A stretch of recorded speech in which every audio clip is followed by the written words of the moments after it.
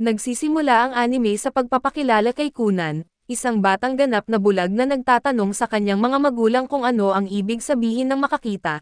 Nabigla ang mga magulang niya sa biglaang tanong na iyon at habang nasa gulat sila, binanggit ni Kunan na sinasabi ng lahat na hindi raw nakakakita ang kanyang mga mata, pero hindi naman niya alam kung ano talaga ang ibig sabihin ng makakita.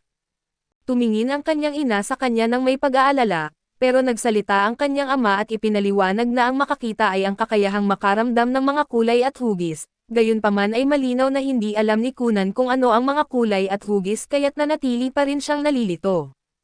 Ipinapaalala ng kanyang ama na ang kanyang mga mata ay may peklat ng bayani na iniwan ng banal na kabalyerong si Mr. Haglia, at ito ay isang pambihirang bagay kaya dapat siyang maging proud at tahimik lamang itong tinanggap ni Kunan. Ngunit hindi pa rin niya maiwasang magtaka kung bakit laging naaawa sa kanya ang mga katulong dahil lang sa hindi siya nakakakita. Isang araw isang katulong na nagngangalang Echo ang gumagabay sa kanya sa loob ng mansyon upang ipakilala siya sa bago niyang magic tutor.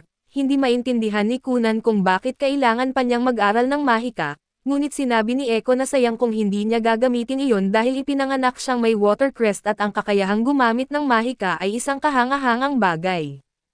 Ipinapaalala ni Kunan sa kanya na kahit magamit pa niya ang mahika, hindi pa rin siya makakapunta kahit saan nang walang tumutulong sa kanya kaya't hindi niya nakikita ang punto nito. Gayunpaman matapos ang ilang sandaling paglalakad sa loob ng bahay, nakilala rin niya si Jenny Corors na nagsabing siya na ang magiging magic tutor niya simula sa araw na iyon. Ilang minuto pa lang sa klase ay humawak si Kunan ng magic wand at matagumpay na nakapagpalabas ng isang spell. Hindi niya alam kung anong uri ng mahika ang kanyang ginamit kaya ipinaliwanag ni Jenny na iyon ay isang water spell na tinatawag na Auri, na nagpapahintulot sa kanya na lumikha ng tubig gamit ang mahika. Binanggit niya na ang nilikha ni Kunan ay halos kasing laki ng isang eyeball at agad itong nakakuha ng interes ni Kunan. Nagpanik si Jenny sa pag-aakalang may nasabi siyang bastos, kaya agad niyang ipinaliwanag na ginamit lamang niya ang paghahambing upang mas madali itong maintindihan ni Kunan. Sinusubukan lamang ni Kunan na iproseso ang laki ng kanyang mga mata at ang bagay na kakalikha lang niya, at hindi nagtagal ay nakarating siya sa conclusion na baka kaya rin niyang likhain ang mga iyon. Sa sandaling iyon ay naging buo ang kanyang loob at nagpasya siyang gagawa siya ng sarili niyang mga mata gamit ang mahika. Sa tanghalian ay sinimulan niyang kapain gamit ang kanyang mga kamay ang pagkain kinakain niya. Hinihiwa-hiwalay ang kanyang sandwich para suriin kung ano ang laman nito at hindi niya kailanman pinag-isipan ang ganito noon, pero ngayon ay hindi niya mapigil ang maging mausisa sa kung ano ang nasa kanyang sandwich. Lahat ay tila kawili-wili na ngayon at iniisip niya kung ano ang sariwang parang damo na nasa loob ng kanyang bibig. Ipinaalam ni Iko sa kanya na iyon ay tinatawag na lettuce at ang nasa ibabaw ng tinapay ay mustard. May hinawakan si Kunan mula sa kanyang plato at iniisip na isa itong mansanas, ngunit sinabi ni Iko na iyon pala ay isang plum at napansin ni Iko kung gaano siya kausisa ngayon at binanggit na masarap sa pakiramdam ang magluto, ngayong interesado na siya sa iba't ibang uri ng pagkain. Sinuri ni Kunan ang isang strawberry at sinabi na interesado na siya ngayon sa kung anong klaseng pagkain ang kanyang kinakain. Pero napapansin niyang napakaraming amoy ang kanyang naaamoy at malinaw na ito ay dahil sobra ang inihanda na pagkain ni Iko, ngunit patuloy niyang sinasabi na talagang napakasarap sa pakiramdam na magluto. Kalaunan sa araw na iyon isang babae na nagngangalang Flora ang dumalaw kay Kunan upang basahan siya ng libro, tulad ng palagi niyang ginagawa at sa kanyang pagkagulat, sinabi ni Kunan na gusto niyang marinig ang kwento tungkol sa banal na kabalyero na si Mr. Haglia. Medyo nabigla si Flora sa kanyang hiling ngunit pumayag din siya ng may pag-atubili matapos siyang tiyakin ni Iko. Hiniling niya kay Kunan na sabihin agad kung sakaling maging mabigat na para sa kanya ang makinig, dahil malinaw na nag-aalala siya sa kalagayan nito. Pinapanatag siya ni Kunan at binanggit na uhaw siya ngayon sa lahat ng uri ng kaalaman. Ipinaliwanag na noong napakatagal na panahon ay nagkaroon ng digmaan sa pagitan ng mga bayani ng mundo at ng Demon Lord. Ang bayani ng bansang ito na si Mr. Haglia ang tuluyang tumalo sa Demon Lord, ngunit sa mabangis na labanan ay nawala sa kanya ang isang braso at isang binti at mula noon, paminsan-minsan ay may ipinapanganak na mga inapo ni Mr. na may kulang sa katawan, gaya ng isang braso, isang binti o ang paningin. Tinatawag ng mga tao ang ganitong mga bata bilang mga muling pagkatawang tao ng bayani o ang peklat ng bayani. Gayunpaman ay itinuturing ni Kunan ang sarili niya bilang sarili niyang pagkatao, at kinikilala niya ang kanyang kapangyarihang mahika bilang kanya mismo. Sa kanyang pagsasanay ay nagawa niyang gamitin ang Auri spell at naparami niya ang mga patak ng tubig ng 4 na beses. Buong-buo ang determinasyon ni Kunan dahil sa paggamit ng kanyang kapangyarihan, kaya niyang gumamit ng mahika at sa pamamagitan ng mahika ay gagawa siya ng mga eyeball. Desidido siyang gawin ito anuman ang kapalit ngunit matapos niyang gamitin ang spell na iyon, napagtanto niya kung gaano ito kahirap nang bigla na lamang bumigay ang kanyang katawan at siya ay bumagsak. Pagkatapos niyang makabawi ay naunawaan niya na kailangan niya ng mas maraming kaalaman at tibay ng katawan dahil kinakailangan ang mga ito para sa malalakas na mahika. Ipinaalala ni Echo na 7 taong gulang pa lamang siya at hindi pa gaanong marami ang kanyang kinakain, ngunit tiyak na magiging adult rin siya sa paglipas ng panahon. Sinabi ni Kunan na huli na iyon para sa kanya at ang mahimatay dahil lang sa paggamit ng basic na mahika ay hindi niya matatanggap. Ipinaliwanag ni Echo na masama para sa kanya ang biglaang pagdagdag ng pagkain, kaya kailangan itong gawin ng paunti-unti. Pumayag si Kunan at iginiit rin niyang gusto niyang palakasin ang kanyang mga kalamnan, ngunit hindi siya magaling sa pagtakbo o kahit sa paglalakad at iminungkahi ni Echo ang pagsasanay sa espada. At dahil hindi naman tutol si Kunan sa ideya ay sinabi niyang hahanapan niya ito ng isang bihasang guro. Pinigilan siya ni Kunan bago siya tuluyang umalis upang magpasalamat sa lahat ng kanyang ginawa, at ito ay ikinatuwa ni Echo ngunit pabiro niyang sinabi na gusto rin niya ng dagdag na sahod. Ilang araw ang lumipas ay tuluyan nang nagsimula si Kunan sa pagsasanay sa espada, at ang bago niyang guro na si Uro ay inutusan siyang bigyang pansin ang mga kalamnan ng kanyang mga braso at balikat. Sinabi rin nito na dapat niyang iindayog ang espada pababa sa tamang pagkakasunod-sunod kung saan ay sa balikat muna, kasunod ang siko at saka ang kamay at sinunod ni Kunan ang lahat ng kanyang mga tagubilin. Maingat na minamasdan ni Iko ang klase hanggang sa mapansin niyang dumating na si Jane, kaya ipinaalam niya ito kay Kunan at huminto si Kunan sa kanyang pagsasanay upang batiin siya, at sinabi ni Uro na oras na para sa kanyang susunod na aralin. Pagkaalis niya ay lumapit si Jane kay Kunan at binanggit na nagsimula na pala siyang mag-aral ng swordplay. Ipinaliwanag ni Kunan na ginagawa niya iyon dahil kailangan niya ng kaalaman at tibay ng katawan upang magamit ang mahika. Medyo nagulat si Jane at napansin kung gaano kalaki ang ipinagbago niya sa loob lamang ng ilang araw.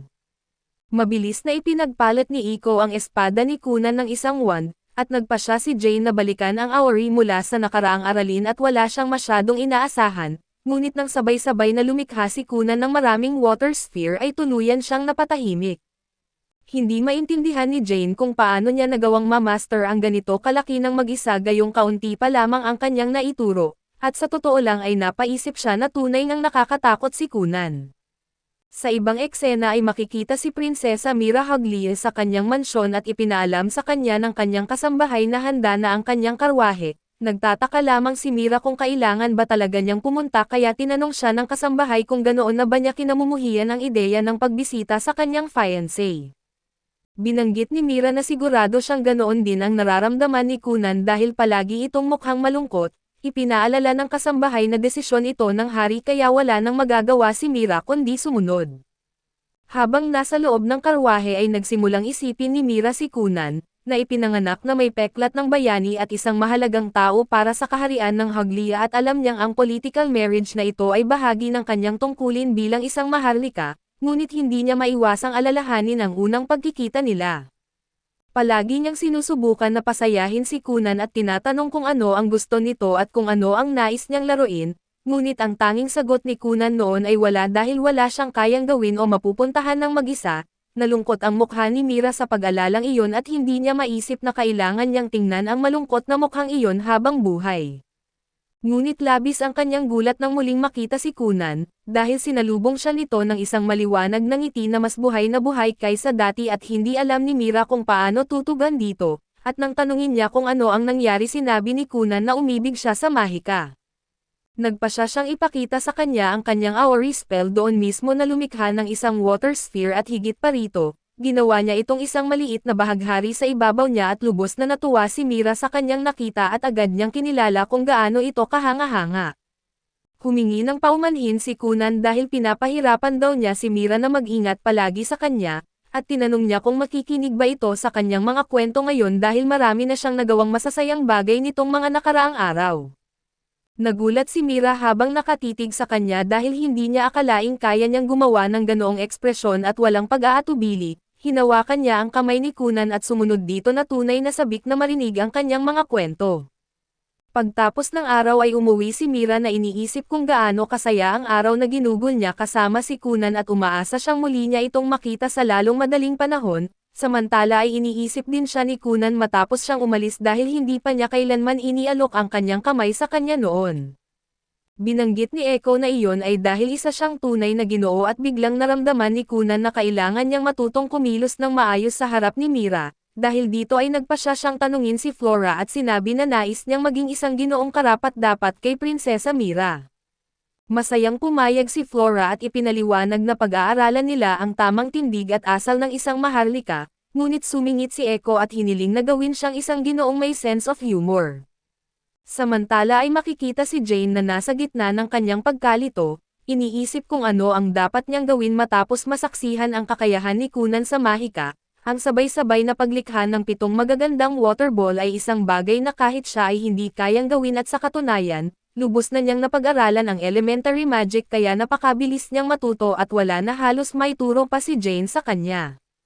Sa kabila nito ay nagpasya si Jane na magpatuloy sa intermediate magic, ngunit agad din niyang binago ang isip niya at narinig ng taong nasa katabing silid ang kanyang desperado na pagsasalita at sinabihan siyang tumahimik, na lalo pang nagpakaba sa kanya. Sinubukan ni Jane na mapakalma ang sarili at iginiit na ito raw ay dapat simpleng trabaho lamang na may malaki ang bayad kapalit ng pagtuturo ng elementary magic sa isang bata, kahit na maginhawa ang mahika at hindi ito palaging ligtas kaya't masyado pang maaga para sa isang 7 taong gulang tulad ni Kunan na matuto ng mas komplikadong mahika. Gayunpaman ay bigla niyang dinampot ang kanyang panulat at nagsimulang magsulat, sinasabing masyado pang maaga para sumuko at muling sinigawan siya ng taong nasa katabing silid na tumahimik, malinaw na hindi natutuwa sa kanyang ingay. Nagpanik si Jane at muling humingi ng paumanhin ngunit nagpatuloy pa rin siya sa pagsusulat at ipinapangako na hindi siya susuko sa trabahong ito dahil may mga bayarin siyang kailangang bayaran. Sa susunod na pagkikita nila ni Kunan ay masiglang sinabi ni Jane sa kanya na may susubukan silang ibang paraan. Giit ni Kunan na handa niyang tanggapin ang anumang sasabihin niya matapos niya itong marinig sa kanyang magandang boses, malinaw na sinusubukan niya ang bago niyang charm matapos matutong kumilos bilang isang ginoo, at napansin ni Jane na muli na naman siyang nagbago. Isinantabi muna iyon ni Jane at ipinaliwanag na ang Auri spell na palagi niyang ginagamit ay basta lamang lumilikha ng tubig, kaya sisimulan nilang himayin ang mismong mahika na kasangkot dito at tinanong siya ni Kunan kung ang ibig sabihin ba nito ay paghihiwalay, paglikha ng tubig at pagpapalutang ng tubig at pagpapanatili ng hugis bola nito. Pinuri siya ni Jane sa kanyang sagot at sinabi na maaari pa nila itong himayin ng mas detalyado kung iisipin ang temperatura, lapot, komposisyon, kulay, hugis, tinang, amoy at lasa. Ipinaliwanag niya na napakaraming uri ng tubig ang maaaring malikha, at nagpasya siyang ipakita ito sa pamamagitan ng paglikha ng 2 water ball at hinawakan ni Kunan ang bawat isa at agad niyang napansin na ang isa ay malamig habang ang isa naman ay mainit. Kinumpirma ito ni Jane at ipinaliwanag na ang mga pagbabago sa mahika ang nagbibigay ng karakter dito, at ito ang malinaw na nagtatakda at naghihiwalay sa bawat salamangkero at sa kanilang mga kakayahan. Naunawaan ni Kunan na sa ganitong paraan nagiging posible ang pagbabago ng maliliit na detalye ng mahika. Kaya sa susunod na paggamit niya ng Auri spell na nagawa niyang lumikha ng tubig na may lasa, uminom si Echo ng kaunti at binanggit na lasang mansanas ang tubig ngunit itinama siya ni Kunan at sinabing plum pala ang lasa nito. Halos agad na namutla si Jane nang makita niyang agad na na-master ni Kunan ang pagbabago ng mahika na buong magdamag niyang pinag-isipan. Sinubukan niyang manatiling kalmado at binanggit na tila kaya ni Kunan ang lahat, ngunit iginiit ni Kunan na medyo mahirap pa rin ito para sa kanya. Nagulat si Jane sa sinabi niya pero ipinangako ni Kunan na sa kalaunan ay magagawa rin niya ang lahat at noong gabing iyon, gising si Kunan sa kanyang kama habang hawak ang 2 mansanas, iniisip na kaya niyang makilala ang hugis at amoy ng mga ito ngunit hindi niya alam ang kanilang mga kulay. Kung hindi niya alam ang mga kulay ay hindi siya makakagawa ng mga pagbabago sa mahika at hindi rin niya magagawang lumikha ng mga eyeball, kaya kailangan niyang matapos ito dahil gusto niyang makita ang lahat ng bagay sa mundong ito. Kinaumagahan ay tinanong siya ni Echo kung ano ang gusto niyang inumin at binanggit niyang gusto niya ng milk tea na walang gatas. Pagkatapos ay humingi siya ng mainit na tubig kaya't ginamit ni Kunan ang Aori upang lumikha ng isang bola ng mainit na tubig. Hindi maitago ni Iko ang kanyang paghanga at binanggit na ang mahika ay tunay na isang kababalaghan, lalo na kapag nakikita ito ng isang taong walang mahika dahil para itong isang banal na himala. Iginalaw ni Kunan ang bola ng tubig at nang mapalapit ito sa mga mansanas ay bigla siyang tumayo sa gulat. Mabilis na sinalo ni Echo ang tubig gamit ang tsarera at tinanong siya kung ano ang nangyari, malinaw na nag-aalala sa bigla niyang reaksyon. Matapos ang ilang sandaling katahimikan ay sinabi ni Kunan na sa tingin niya ay may nakita siya. Agad na ibinaba ni Iko ang lahat at tinanong siya kung totoo iyon pero sinubukan ni Kunan na ipaliwanag na hindi rin niya alam. At sa teknikal na usapan pakiramdam niya ay hindi talaga siya nakakita. Hindi nag-atubili si Iko na pisilin ang kanyang mga pisngi at sinabing gusto niyang maging isang ginoo si Kunan na may sense of humor, pero ayaw niyang magbiro ito ng walang lasa at sinubukan siyang pigilan ni Kunan at ipinaliwanag na pakiramdam niya ay nakakita siya ng mga kulay, o mas tama parang naramdaman niya ang mga ito gamit ang kanyang mahika. Nang tuluyan na siyang pakakawalan ni Iko, kumuha si Kunan ng isang berdeng mansanas at tinanong kung pula ba ito at mabilis na kumalma si Iko at binanggit na hindi ito pula, kaya kumuha si Kunan ng isang pulang mansanas at muling nagtanong. Sinagot siya ni Iko at naunawaan na hindi pa nagtutugma para kay Kunan ang mga kulay at ang kanilang mga pangalan dahil hindi pa niya kailanman nakita ang mga ito, malinaw na nalito si Kunan sa bagay na iyon. Kaya ipinaliwanag ni Iko na may mga tawag o pangalan para sa mga kulay at tinanong niya si Kunan kung masasabi niya kung ilang mansanas ang nasa mesa, at sinabi ni Kunan na masasabi niyang may 3 pulang mansanas at 2 berdeng mansanas. Agad siyang pinuri ni Iko dahil tama ang kanyang sagot at iginiit na ito ay talagang parang isang banal na himala na kahanga-hanga. Hindi na nagsayang ng oras si Iko at agad niyang ipinaalam ito sa ama ni Kunan. Ipinaliwanag na nakakakita na ngayon si Kunan ng mga kulay at nilinaw niya na maliit na saklaw pa lamang ito, ngunit tila nakikilala na niya ang mga kulay. Mas malapit ang bagay at mas malinaw niya itong nakikita at nalalaman niya ang kulay kapag hinahawakan niya ito. Malinaw na nagulat ang ama ni Kunan sa balita at tinanong niya kung ibig sabihin ba nito ay kaya na niyang magbasa ng mga libro. Kinumpirma ito ni Iko at sinabi na kaya niyang sundan ang tinta upang makilala ang mga kulay at kahit hindi pa siya marunong ng mga letra, abala na siya sa mga picture book at encyclopedia at matapos maunawaan ang lahat ng ito, hiniling ng ama ni Kunan kay Iko na bumalik na sa pangunahing bahay.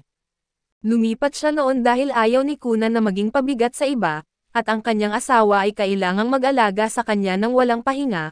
Ngunit maaari na itong magbago ngayon at ipinaalam ni Iko na sinusubukan ngayon ni Kunan na magbago ng husto, at araw-araw ay isang pagsubok.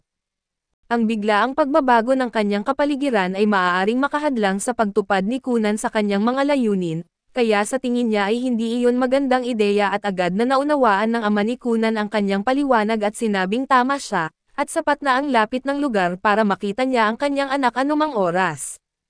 Humingi siya ng paumanhin dahil inilagay niya si Iko sa sitwasyong siya lang ang nag-aalaga kay Kunan, ngunit tiniyak ni Iko na ayos lang iyon dahil mahal niya ang pagtatrabaho para sa pera. Ngumiti ang ama ni Kunan at sinabing ang kasiyahan ni Iko ay maaaring magkaroon ng magandang epekto sa kanyang anak.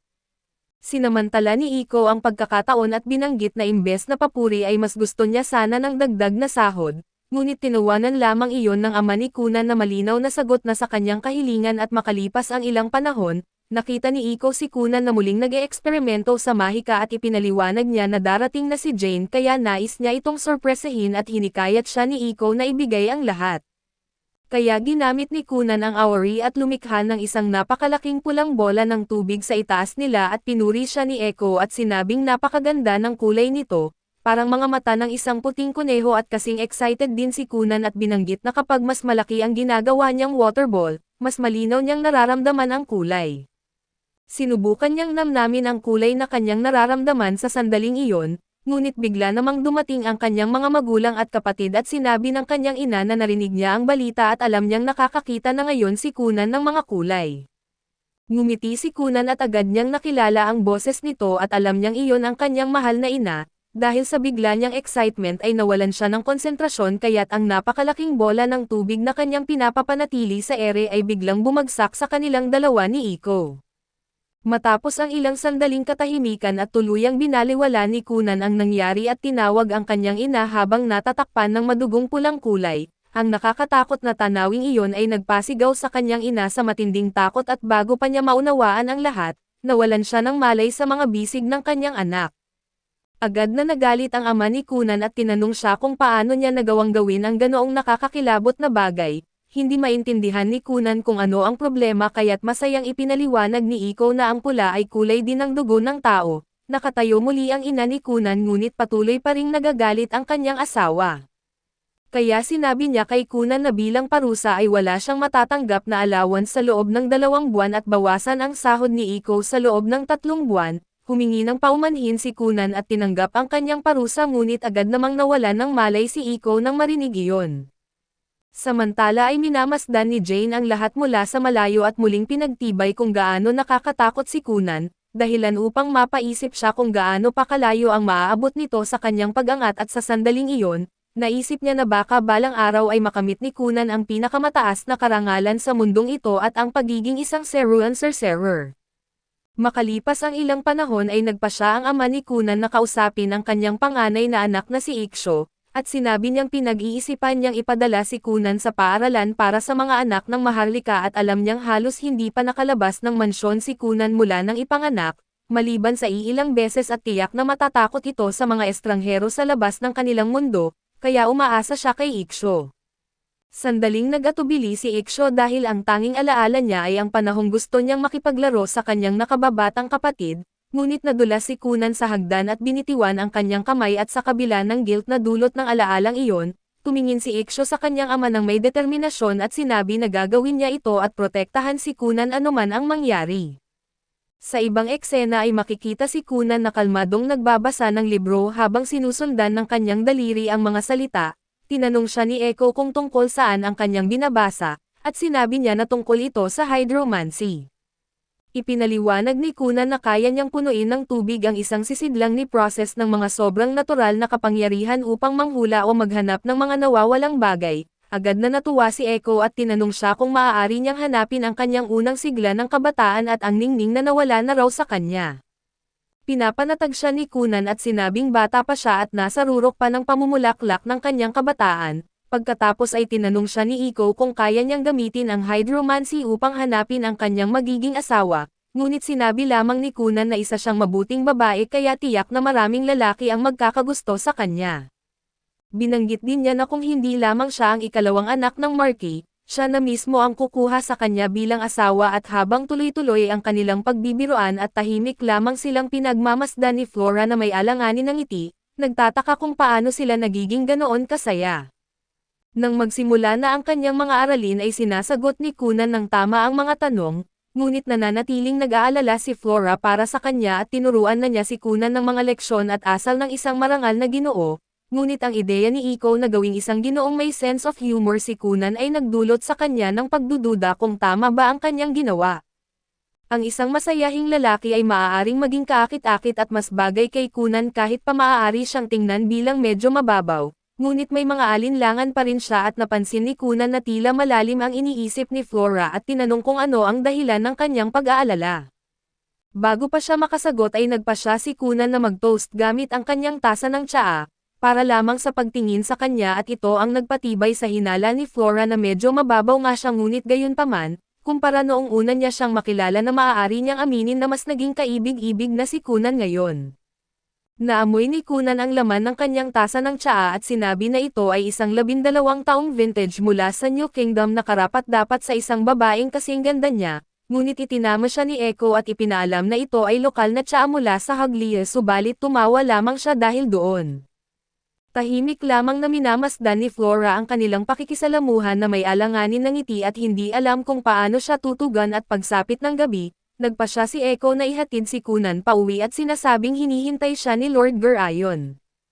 Habang pauwi sila ay may malakas at malamig na hangin na nagpalamig kay Echo, kaya tinanong niya si Kunan kung may magagawa ba siya tungkol dito at ginamit ni Kunan ang awari at lumikha ng 2 bola ng tubig na may mainit na laman upang painitin sila. Yumayakap si Echo sa isa sa mga water ball na ninamnam ang init at lambot nito at sinabing napakasarap nitong hawakan. ipinaliwanag ni Kunan na binalutan niya ang tubig ng isang sobrang lambot at nababanat na membrane, ngunit prototype pa lamang iyon. Binanggit ni Echo na gusto niyang magkaroon ng kama na gawa nito para tulugan, at inamin ni Kunan na naisip din niya iyon at isinantabi muna niya iyon at nagsimulang mag-isip kung ano ang gustong pag-usapan ng kanyang ama, iniisip kung may nagawa ba siyang mali. Paliwanag ni Echo na sa tingin niya ay wala naman siyang nagawang dahilan para mapapag-alitan, lalo na't natuto na siya mula sa insidente ng dagat ng dugo at nang makarating sila sa mansyon, sinalubong sila ng butler na si Balon at ng nakatatandang kapatid ni Kunan. Naglakad si Iksho kasama si Kunan sa loob ng bahay at tinanong kung kailangan ba niyang akayin ito, pinapanatag siya ni Kunan at ipinaliwanag na ayos lang siya dahil kaya na niyang maramdaman ang paligid niya ng maayos dahil sa kanyang mahika at agad itong tinanggap ni Iksho. Ngunit habang tinitingnan niya si Kunan ay hindi niya maiwasang maalala ang malungkot na ekspresyon nito noong hindi pa ito nakakalakad mag-isa, parang naramdaman ni Kunan ang tingin ng kanyang kapatid kaya tinanong niya kung may problema ba. Ngunit ngumiti lamang si Iksho at sinabing masaya siyang nakikitang maayos na siya. Matapos ang ilang sandaling paglalakad ay nakaharap nila ang kanilang mga magulang na may mahalagang sasabihin, sinabi ni Lord Garayon kay Kunan na ipinaalam ni Flora na natapos na niya ang lahat ng tinatalakay sa paaralan ng mga anak ng Maharlika, ngunit wala raw siyang interes na pumasok sa mismong paaralan. Kinumpirma ito ni Kunan at ayaw niyang makakaabala sa mga taong nasa paligid niya, at may mas mahalaga siyang gustong unahin kaysa sa pagpasok sa paaralan at sinabi ng kanyang ama na palagi siyang naniniwala na dapat sundin ni Kunan ang nais ng kanyang puso, ngunit ang mga anak ng Maharlika ay may obligasyon na pumasok sa paaralan. Sa papel ay naka-enroll siya sa paaralan ng mga anak ng Maharlika ngunit espesyal ang kanyang kalagayan, kaya may pahintulot sila mula sa hari na gawing opsyonal ang kanyang pag-aaral at biglang tumigil si Kunan at sinabing parang naaamoy niya ang nepotism. Ngunit binanggit ng kanyang ama na hindi niya gusto ang ganoong pananalita at hindi iyon ang mahalagang punto.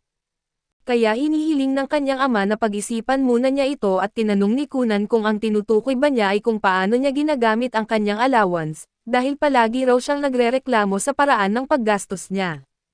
Para sa kanyang ama ay tila pagsasayang lang ito ng pera pero para kay Kunan ay sa tingin niya ay maayos at responsable naman ang paggamit niya nito. Sinubukan ng kanyang ama na ipaliwanag na hindi iyon ang kanyang tinutukoy, ngunit nagpatuloy si Kunan sa pagpapasalamat sa kanya sa palagi nitong pagsusumikap para sa kanilang pamilya.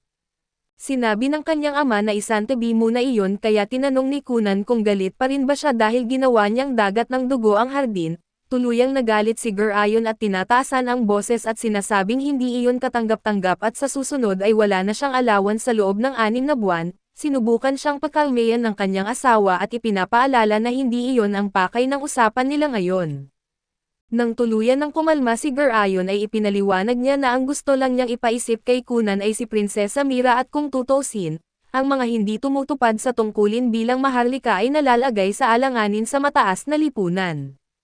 Ibig sabihin nito dahil kay Kunan ay maaaring tingnan ng negatibo si Mira sa hinaharap. Agad na naunawaan ni Kunan ang sitwasyon at sapat na iyon para tanggapin niya ang desisyon at sinabi niya sa kanyang ama na papasok na siya sa paaralan, kahit na sa tingin niya ay abala at hassle ito.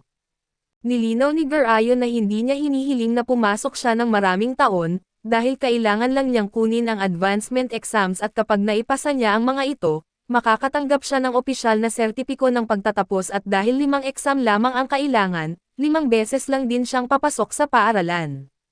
Nakahinga ng maluwag si Kunan nang marinig na ganoon lang pala iyon kadali, sinabi rin ni Iksho na siya at si Mira ay magtatapos na pagkatapos ng susunod na exam, kaya sabay-sabay nilang kukunin ang pagsusulit. Hindi na nagsayang ng oras ang ina ni Kunan at binanggit na kailangan na siyang ihanda para sa paaralan at kakailanganin niya ng mga damit, sapatos at isang magandang coat at kailangan niyang kunin ang kanyang mga sukat, kaya hiling niya kay Echo na kailangan niya ang tulong nito. Pagkatapos nilang umalis para gawin iyon ay binalaan ni Garayon si Iksho na may iba pang mga Maharlika sa paaralan at maaaring lapitan sina Kunan at Mira. Pinapanatag siya ni Iksho at sinabing sasamahan niya sila upang maiwasan ang anumang problema. Di nagtagal ay ipinaalam ni Kunan kay Mira na papasok na siya sa paaralan at halatang tuwang-tuwa siya sa balitang iyon. Nilinaw ni Kunan na papasok lang siya para sa advancement exams ngunit sinabi ni Mira na napakaganda pa rin noon dahil makakasama niya si Kunan sa paaralan. Inamin ni Kunan na hindi niya alam kung ano ang dapat asahan sa paaralan, ngunit pinapanatag siya ni Mira at ipinangako na sasamahan niya siya bilang kanyang nakatatanda at tinanggap ni Kunan ang alok niya, ngunit binanggit din niyang nag-aalala siya dahil kung kasama niya si Mira, baka magselos ang lahat ng lalaking may gusto sa kanya. Kinakabahan na binanggit ni Mira na sigurado siyang magiging maayos din ang lahat kaya't tinanong siya ni Kunan kung hindi ba siya popular. Malinaw na nainsulto si Mira sa tanong na iyon kaya't pinapaalala niya kay Kunan na isa siyang prinsesa. Ibig sabihin ay malinaw na popular siya at kasing dami raw ng mga daliri sa kanyang kanang kamay ang mga lalaking may gusto sa kanya na ibig sabihin na lampas 5, dahil doon ay nagsimulang isipin ni Kunan na kumuha ng bagong tungkod para sa sariling depensa. Nang dumating ang araw ay nagsuot si Kunan ng isang elegante at kaakit-akit na kasuotan, gumamit ng maskara upang takpan ang kanyang mga mata at may dala ring bagong tungkod para sa depensa. Labis ang tuwa ni Iko sa kanyang bagong itsura at sinabi niyang para siyang modelo ng klasikong prinsipe sa mga storybook. Nakisabay si Kunan sa kanyang mga charm dahilan upang mapaisip si Iksho kung palagi bang ganito kababaw ang kanyang nakababatang kapatid. Pagpasok nila sa karwahe ay nagpaalam si Kunan sa kanyang pamilya at ginamit ang awari upang pantay na balutan ng tubig ang mga gulong. Nang magsimulang umaandar ang karwahe ay nagulat si Iksho na hindi man lang ito umuuga. Ipinaliwanag ni Kunan na masama sa likod ang magaspang na biyahe ng karwahe kaya't ginamit niya ang awari upang maiwasan iyon. Binanggit ni Iksho na talagang napaka-convenient ng mahika at sumang-ayon si Kunan at sinasabing dahil napaka-versatile nito, baka kahit siya ay makahanap din ng trabaho balang araw. Makalipas ang ilang sandali ay ipinaalam ni Iksho na sigurado siyang kinakabahan si Kunan dahil malayo sila sa bahay, ngunit hindi sumang-ayon si Kunan at sinabing medyo mas lumakas na siya at alam niyang labis din siyang ipinag-alala ni Iksho noon, lalo na nang siya ay madapa at masaktan at sinisi nito ang sarili. Medyo nagulat si Iksho na alam iyon ni Kunan ngunit tiniyak ni Kunan na ayos na siya ngayon at dati raw ay ninanais niyang mawala na lang, ngunit ngayon ay determinado siyang mabuhay anuman ang mangyari. Hindi napigil ang ngumiti si Iksho sa mga salitang iyon at napagtanto niyang tunay ngang nagbago ang kanyang nakababatang kapatid matapos matutunan ang mahika. Sinabi ni Kunan na may matibay siyang hangarin na mabuhay kahit pamapuksa ang buong mundo kaya't mabubuhay siya. Lubos itong ikinagulat at ikinalito ni Iksho ngunit nagpatuloy si Kunan at sinabing mabubuhay siya ng mas matagal kaysa sa lahat, hanggang sa makaramdam pa siya ng awa para sa buong sangkatauhan at ngumiti lamang si Iksho ng alanganin at napaisip kung talagang kapatid pa ba niya si Kunan. Bukod doon ay nagulat din siya nang maramdaman ni Kunan na malapit na sila sa paaralan dahil nakaramdam siya ng napakaraming tao. Nang tuluyan na silang makarating ay masiglang tumakbo si Mira upang salubungin sila, at hindi nag-atubili si Kunan na gamitin ang kanyang charm. Tahimik lamang na minamasdan ni Iksho ang kanilang pakikisalamuha at nagtataka kung ano ang nangyayari sa dalawa. Nagpa siya si Mira na oras na para pumasok sila ngunit nag-alala siya nang mapansin na hindi sumusunod si Kunan. Hindi gumalaw si Kunan sa kanyang kinatatayuan at nakatuon ang pansin sa napakaraming boses na kanyang naririnig sa sandaling iyon. Ang presensya ng napakaraming tao at walang katapusang mga boses ay nakaka-overwhelm. At alam ni Kunan na ang dati niyang sarili ay uurong at matatakot sa ganitong sitwasyon. Ngunit sa halip ay ngumiti lamang siya at iniabot ang kanyang kamay kay Mira. Tinatanong kung maaari ba siyang maging isang babae muna sa ngayon at nakisabay si Mira nang hindi nagtatanong, hinawakan ang kanyang kamay at sinabing siya naman ay magiging isang lalaki. Nagpa siya si Iksho na huwag na silang questionin pa kahit palubos siyang nalilito. Samantala ay makikita si Cass na isang propesor ng paaralan na tila naghihintay sa pagdating ni Kunan at malinaw na nag-aalala rin siya. Ikalawang anak siya ng Marquis na may peklat ng bayani at may mga narinig siyang chismis na mahiyain daw itong bata. Hindi niya maiwasang mag-alala kung kakayanin ba ng isang baguhang guro tulad niya ang tungkuling ipasyal at gabayan siya. Naputol ang kanyang iniisip nang marinig niya ang ilang estudyanteng babae na nag-uusap tungkol sa isang lalaking kasing charming ng isang prinsipe. Doon niya unang nakita si Kunan na inaakay ni Mira at ng kanyang nakatatandang kapatid at nang madaanan siya ng mga ito, agad siyang natauhan at tinawag ang kanyang pangalan at pinahinto siya bago pa siya makaalis. Sinabi ni Cass na isa siyang propesor sa paaralang iyon at siya ang magiging gabay ni Kunan sa araw na iyon. Nagpa siya si Kunan na magpakilala ng maayos ngunit lalo niyang nalito si Cass nang sabihin niyang isa siyang babae sa ngayon. Halatang nalito si Cass kaya ipinaliwanag ni Kunan na siya ay biologically na lalaki at may personalidad ng isang lalaki, ngunit ngayon ay isang magandang araw at wala pa ring naitulong ang paliwanag na iyon sa kalituhan ni Cass. Bago pa siya makapagtanong ng higit pa ay tumunog ang kampana at kinailangan ng umalis ni Namira at Iksho. Nagpaalam si Cass na may ngiti ngunit nang maiwan siyang mag-isa kasama si Kunan at nakaramdam siya na magiging mahirap ang araw na ito. Nagpaalam si Mira kay Kunan at may isang grupo ng mga estudyante mula sa isang silid-aralan ang nagmamasid. Binabanggit na siya raw ang peklat ng bayani at sinabi ng isa sa kanila na narinig niyang nakatanggap si Kunan ng basbas mula sa hari, bilang kauna-unahang hero's scar na isinilang sa loob ng 100 taon. Agad na nagbago ang mukha ni Prinsipe Lyle nang marinig iyon, dali-daling nilinaw ng kanyang mga kaklase na hindi naman mukhang espesyal si Kunan at baka kathang-isip lamang ang hero's scar. Ngunit sa kabila ng pagsubok nilang ayusin ang sitwasyon at nang makita ni Lyle na nakangiti si Mira kay Kunan ay lalo pa siyang nagalit. Hindi nagtagal ay dinala ni Cass si Kunan sa isang silid-aralan at tinanong kung narinig na ba niya ang paliwanag tungkol sa advancement exams. Kinumpirma ito ni Kunan at sinabing binanggit sa kanya na kapag naipasa niya ang 5 exam, makakatanggap siya ng sertipiko ng pagtatapos. Ipinaliwanag ni Cass na karaniwan at pagkatapos kumuha ng isang exam, may itinakdang panahon muna ng paghahanda bago ang susunod na pagsusulit at bilang isang espesyal na kaso, gaganapin ang kanyang mga exam sa mas maikling panahon dahil nakatanggap siya ng utos mula sa kanyang ama at sa hari.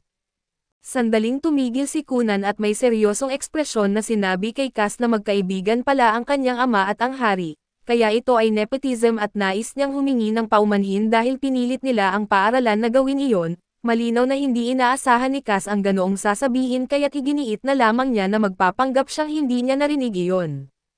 Gayunpaman ay nagpatuloy pa rin si Kunan at ipinaliwanag na naririnig niyang palagi raw nangyayari ang ganitong mga bagay sa mataas na lipunan. Hindi nagsalita si Cass at inilapag na lamang ang mga exam paper sa kanyang mesa. Sinasabi na maaari siyang magtanong kung may hindi malinaw. Nagpatuloy pa rin si Kunan at napaisip na sobrang close ng kanyang ama at ng hari. Kinakabahan na sinubukan ni Cass na huwag pansinin ang kanyang mga komento at hiniling na huwag siyang idamay sa mga usaping pampulitika. Ipinagpatuloy pa ni Kunan at idinagdag na nagsimula pa raw ang relasyon na iyon noong nakaraang henerasyon, ngunit agad siyang pinutol ni Cass at sinabing simulan na niya ang exam. Pagkatapos tumunog ang kampana ay pumunta si Cass sa teacher's room upang suriin ang mga sagot ni Kunan. Hindi niya inaasahan na makikipagkwentuhan pa si Kunan sa buong exam, at sigurado siyang babagsak ito dahil doon. Ngunit sa halip ay tama ang lahat ng sagot ni Kunan sa lahat ng asignatura, na hindi niya maintindihan kung paano nangyari at samantala, nakaramdam ng gutom si Kunan kaya nagpasya siyang pumunta sa cafeteria kasama si Mira. Ngunit bigla silang nasalubong ni Prinsipe Lyle at ng kanyang mga kaklase at halos agad na nanliit si Mira sa kinatatayuan niya. Natahimik ang lahat sa paligid at agad na napuno ng tensyon ang hangin, dahilan upang magtaka si Kunan kung ano ang nangyayari. Pinagtawanan ni Lyle si Kunan at tinanong kung talagang nakatanggap ba ang isang batang tulad niya ng basbas mula sa kanyang ama. Sinubukan ni Mira na ipagtanggol si Kunan laban sa kanyang nakatatandang kapatid, ngunit sinabihan siya ni Lyle na huwag makialam. Humigpit ang hawak ni Kunan sa kanyang tungkod at sinabi na wala siyang pakialam kung sino ito. Ngunit kung pahihirapan niya si Mira at humaharang sa kanilang daan ay hindi niya iyon palalagpasin at biglang naputol ang kanyang banta nang dumating si Iksho, na pumagitna sa kanila at kinakabahan na tinanong si Lyle kung may kailangan ba siya sa kanyang nakababatang kapatid. Malinaw na hindi natuwa si Lyle sa kanyang panghihimasok, kaya nagreklamo siya na bastos daw ito dahil hindi naman siya binigyan ng pahintulot na magsalita. Kinabahan si Iksho at hindi makapaniwala na sa unang araw pa lang ay nilapitan na ng royalty ang kanyang nakababatang kapatid at si Mira. Wala siyang maintindihan at malinaw na hindi niya alam ang gagawin, ngunit nagpasya si Kunan na kumilos muna at tahimik na ginamit ang awari at gamit ang kanyang mahika. Tinipon niya ang lahat ng tubig na maaari niyang makuha sa cafeteria nang hindi napapansin ng kahit sino at ginamit iyon upang basain ang pantalon ni Lyle. Kinakabahan at pinaalalahanan ni Iksho na dapat ay walang saysay ang estado sa loob ng paaralan kaya't mas mabuting ayusin na lang ang sitwasyon. Malinaw na hindi sumang-ayon si Lyle ngunit pinutol sila ni Kunan at sinabing nabasa ng prinsipe ang kanyang sarili. Doon lamang tumingin si Lyle pababa at nakita ang kanyang basang pantalon, at agad nagsimulang magbulungan ang mga tao sa paligid at agad na nakaramdam ng hiya si Lyle at sinubukan na itanggi ang nangyari. Hindi niya maintindihan kung paano iyon nangyari. Samantala ay may ideya na si Iksho sa nangyari at alam niyang sangkot si Kunan, dahil sa pagkahiya at pakiramdam na napahiya siya sa harap ng lahat nagpasya si Lyle na tumakbo palayo, at sinundan siya ng kanyang mga kaklase. Ngumiti lamang si Kunan nang may tagumpay at binanggit na wala na ang istorbo. Madali niyang isinantabi ang pangyayari at nagsimulang mag-usap tungkol sa kakainin niya sa tanghalian, binanggit na gusto niya ng hamburger. Agad siyang pinigilan ni Iksho upang harapin ang totoong isyu at tinanong kung siya ba ang gumawa noon sa prinsipe. Tuluyan itong binaliwala ni Kunan na may ngiti at tinanong si Mira kung ano ang kakainin niya at alam ni Mira na mas mabuting huwag na siyang magtanong, kaya nagpasya na lamang siyang umupo at kumain kasama nila. Nang makuha na nila ang kanilang pagkain saka lamang nagtanong si Kunan tungkol kay Lyle at ipinaalam ni Mira na ito ang kanyang kapatid, ang ika-6 na prinsipe na si Lyle Haglia at nabigla si Kunan sa balitang magkapatid pala sila dahil inakala niyang walang nakatatandang kapatid na hindi pinahahalagahan ang mas bata nitong kapatid. Sinabi ni Mira na sana nga ay ganoon, ngunit malinaw na hindi iyon ang kaso at kinumpirma rin iyon ni Iksho at sinabi ni Kunan kay Iksho na masaya siyang ito ang kanyang nakatatandang kapatid, at muli ay napagtanto ni Iksho na talagang nagbago na ang kanyang nakababatang kapatid. Gayunpaman ay alam din niyang sobra ang kanilang ginawa laban sa isang taong halos hindi pwedeng galawin, kaya hindi niya alam kung paano niya ito iuulat sa kanilang ama, samantala ay tahimik lamang na tinatamasa ni Kunan ang kanyang pagkain nang walang iniintinding anuman. Tumawa si Mira at iginiit na wala ring mababago ang kakaisip tungkol dito.